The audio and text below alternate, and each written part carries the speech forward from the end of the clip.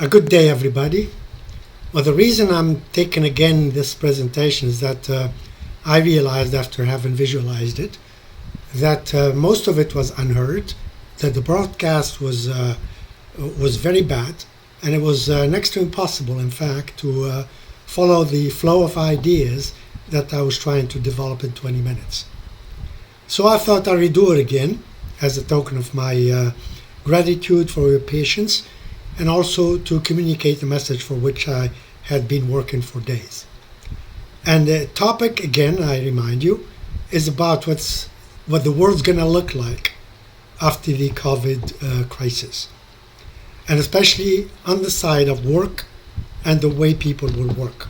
Now, the pandemic is due to a virus, a very small thing, that got us all infected in very few months, if not weeks. On the graphic you see in front of you, you see how connected we are physically through boundless countries almost, and that is a token of our connectedness, physical connectedness, and also showed us how connected we were otherwise, thanks to technology. This connectedness cost us some 195 million cases, people infected. That was as of the evening of July the 27th, the eve of the said conference, which I remind you was given on July the 28th. Now, 107 years ago, before the Industrial Revolution, most people working were actually craftspeople working at home. And then came the Industrial Revolution and the creation of the organization, which got us all to reunite and be assembled together in the same physical space, most of the time downtown. Now, thanks to or due to the pandemic, what happened is the proclamation of social distancing and of confinement, or lockdown, as it is known in the West. The net effect of that was the opposite of that of the Industrial Revolution, meaning that everybody working in the office was sent back home to work individually in isolation, thanks to technology. And that's when we started talking about work from home, which up until now was called telework.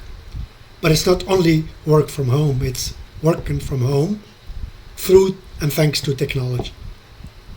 Now, a lot of people did not have any competence in technology. Just like somebody who doesn't know how to swim gets thrown into a pool will have to learn how to swim to survive. Well, people started to learn how to use modems and Wi-Fi's and what have you to communicate with the office. And that's when we see that spurt, as you can see here, of shipments of PCs, of laptops, of netbooks. And this is a formidable explosion of sales of those technologies that happened in the span of 1 year. And then at the same time, most of us learned how to use kind of software that nobody knew about before, or very few people knew about, telecommunication platforms. And you see these platforms, most of which you already know for having used them in the office or elsewhere, Teams, Classroom, and especially Zoom, which has an impressive growth, as you can see, pretty much like that of the PC shipments over 1 year. So that's the number of people adopting Zoom to do work from a distance. That was not the only effect of technology. In fact, technology had a speeding effect on what we call digital transformation. In a few months, organization realized what otherwise would have taken 7 years in a way of digital transformation. And suddenly we have companies such as these. Now you see the logos of Facebook, of Apple, of Twitter, who would say that we're going to telework, and that telework, work from home, was going to be here to stay. And that would be the definite way of working. So now we're talking about the new normal, a change of paradigm, a transformation indeed, not only digital transformation, but also a transformation in the way we live, work, and even play. So we have companies such as Salesforce that said something like 9 to 5 work days are dead. that now we're going to be having another kind of day, not necessarily starting at 9, finishing at 5, and that day will be at home. That was February the 10th of this year, a few months ago. A few months after that, somebody would come up and say that this is just a passing fad. It's just a stopgap, something that will only momentarily be used, and then we go back to the old normal as opposed to the new normal. That was June the 20th, so just a few months, about 4 months after the first statement was made. Others, like The Guardian here in the United Kingdom, would put up headlines such as working from home is a failed experiment, and that we cannot wait for the pandemic to be over with to go back to the old normal. And that was again April of this year. Now this is another headline that says that IBM, the pioneer of work from home in the 90s, said that it is time to call thousands of employees back to the office. Now, do not be misled by this, because this was a statement that was made in 2017, about 4 years ago, 4 and some. Now, why did IBM, the pioneer of work from home, put up such a statement? Well, simply because they realized that work from home, though having certain advantages, has also disadvantages, and sizable ones. Working from home, for example, would hamper innovation and collaboration, simply because people would not be communicating as easily as they used to physically when they were all gathering around the same table in a meeting or in a hallway bumping into each other to exchange ideas. And that lasted. Recently, the Telegraph would put up similar statements, like home working kills innovation and creativity. That was very recent, the 7th of June. This is about 1.5 months ago. So we're faced with 3 choices. Either we opt for work from home at the expense of working in the office, meaning that we will opt for office and work from home equally, or that we will go to the office option and forget about work from home. And we're going to start with this option, with companies such as these, which in fact will opt for people working in the office, meaning that people will have to come back to the office once we have no other reasons to stay at home. Goldman Sachs is the first one. Now, David Solomon, who's the CEO of Goldman Sachs, with other statements such as these. Working from home is an aberration that we're going to correct as soon as possible. Aberration. Now, we have strong words here. Aberration, correct, and so on, as if it was a mistake. Morgan Stanley would urge their workers, in fact, to be back in the office by September, meaning 2 months from now. And that statement was made in June, about a month ago, a month and a week. Facebook, Uber, and Microsoft, now these are at the forefront of the IT industry. What was the position in March of 26? Now we look at them, they were in that camp, the office people. Then something happened. Facebook would make a statement saying that its staff can continue working from home after the pandemic, meaning they go from the office to the home. And that was April 19th, not even a month after they made a choice of going back to the office. So Facebook moved down here now from office to work from home, alongside many other companies such as these: Coinbase, Shopify, Verizon, SAP, etc., etc. All of these companies that we're going to focus on now have chosen the work from home way of doing things permanently, meaning there'll be no going back to the old normal, and they will be the pioneer of the new normal. Twitter, for example, would say that Americans might never come back, never meaning that the old way of doing things is over with for good. But surprise, Google, which is another company which is doing business in IT big time, wants workers to return to the office ahead of schedule. Now this looks like a blow to the remote work trend, they say. That was April the 1st. Again, I take you back months ago because I'm perusing the news outlets, the web news outlets, to show you different positions espoused now by different giants and companies that in another conference I call the Titans. Google backtracks on office returns and will allow employees to work remotely May the 5th, meaning just right after the first statement I just told you. So Google now is in that camp. How about Amazon? Now Amazon said in March that most of its 60,000 workers in the Seattle area will return to the office by fall. Now some employees were infuriated because they thought that this was an ultimatum.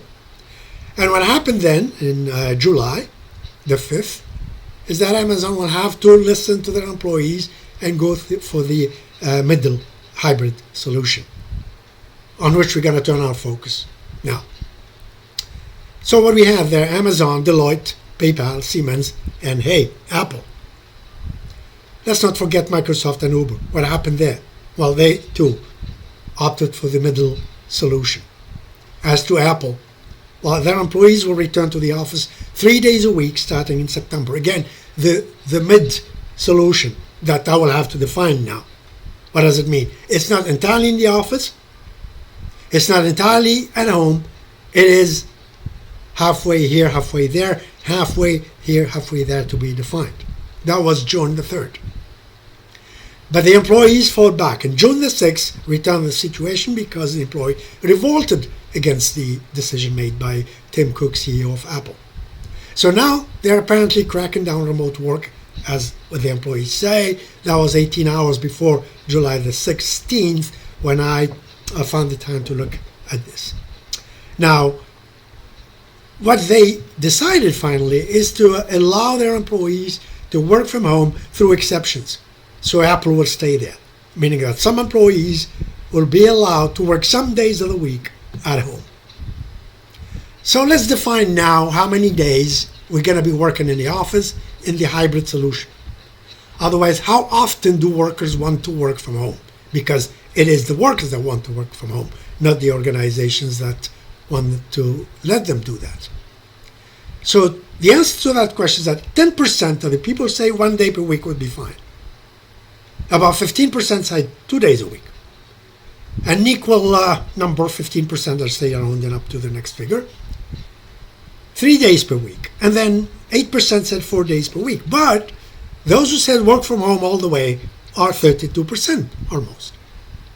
And those that say we'll stay in the office all the way are 21%. Now these statistics have been gathered many times, and it is about the same trend that we see across the board. Now, if you collect all these people that are hesitant, not from home, not from the office, are about 47, 48%, sometimes only 41%. Now, this is what I'm showing you. What I'm showing you here is the Statistics Canada results obtained in Canada. Otherwise, we have employees that are quitting instead of giving up working from home. Meaning they liked it so much working at home because they tasted the forbidden fruit. In June the 1st, 2021, we have people quitting. 39% of 1,000 US adults surveyed would go that route. But then 10 percentage point higher, 49% in fact, are among the youngsters. If we just look at the youngsters, among millennials and Gen Z people, 49%, almost half of them would prefer quitting than going back to the office. And we have, these are very fresh statistics. That's the forbidden fruit, having tasted, working at home. And my understanding is that we have the same trends here in Tunisia. And once we have tasted the forbidden fruit, or the pool into which we've been thrown, then we don't want to go back to any other fruit. Many people don't want to work unless it's from home. Now, if you look at statistics, this is a trend of the people who want to stay at home over the years, 2002 all the way up to 2020. We see that last year we have this spurt of people, in fact, choosing or preferring to work from home. So we really are talking about a change of paradigm, a new way of thinking, not only a new way of thinking, but a new way of working in organizations. Well, this is not very good for the 65 years or older, and these are statistics I'm getting from the Economic Policy Institute, the Bureau of Labor Statistics in the United States, or even surveys conducted by Microsoft, which results were released in May of this year. What does it say? 90% of Generation X and Z do not want to return to the office. They are more comfortable working at home than they would be working at the office, which is kind of a paradox, if you want my opinion. Now, these are the generations Y and Z. Generation Y is those whom I will refer to as millennials sometimes, or the iGen people, as called by Jean Twenge in her book, released in 2017, which says that these people are the super connected. But Gen Z seems to be even more connected than the Gen Y people. In October 2020, 2/3 of Generation Z and Y employees are looking for a permanent home job. Meaning not only are they quitting their job, but they're looking for an organization that will allow them, or which actually will champion working from home more than any other thing. March 2021, 60%, again the same percentage, 2/3 to 60%, about the same. 60% of Gen Z employees are just surviving or struggling. Are we talking about techno-stress? Well, that's the paradox I alluded to seconds ago. They want to stay at home, but in fact, they're not at their advantage staying at home because of techno-stress, but also because of their lack of contact with their senior colleagues. So if you look at this graphic, we have the baby boomers, the Gen X, the Gen Y, Gen Z, and we're going to see the difficulty, for example, in contributing new ideas when working from home. We're going to focus on these, in fact, because that's what I call the future. That's part of my title. It's a keyword in my title. What is the future of work? Well, it is the work that's going to be performed by future generation. The Gen Z. These are 14% less comfortable contributing new ideas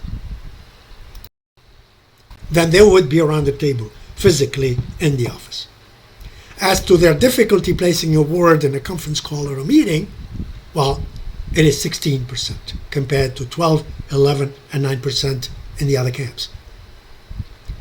If we're talking about not feeling engaged or excited or even motivated, the percentage is still 16%. Meaning if we are looking at these statistics, which source is given at the bottom down here, just like any of the sources I'm using for this presentation, they're not really best served by working from home, even though they insist on adopting that option. And they're looking for companies that only favor that option. So now we have companies that are putting ad on the web and elsewhere, but especially in the web, because we're talking about connected people, 10 work from home jobs that pay 6 figures alongside the companies that are offering those jobs. If we type pure or 100% or full remote work keywords in Google, this is what we're going to be getting. A list of all those companies that will encourage 100% remote work. You go down, you have a list of these companies, and you have companies that will find you those jobs, just like Flex Jobs here, who will help you find a job in a remote company. Back to Tunisia, because that's where I'm broadcasting from. Le travail est une solution au chômage en Tunisie.